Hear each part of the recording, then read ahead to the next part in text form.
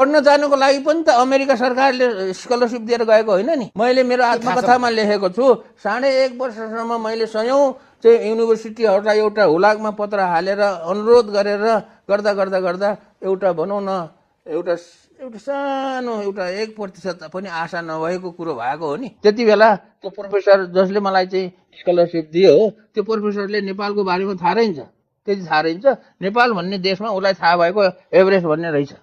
अनि मैले पठाएको चिठी उसलाई चाहिँ उसको टेबलमा पुग्दाखेरि चाहिँ उसलाई चाहिँ अचम्म लागेको छ, नेपाल जस्तो देशबाट यो कस्तो देश रहेछ भनेर।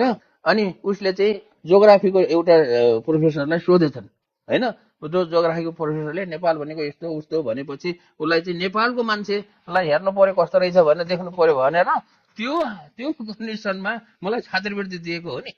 त्यो कुरा त मैले प्रश्नसँग भनिरहेको छु त, मेरो आत्मकथामै भनिरहेको छु।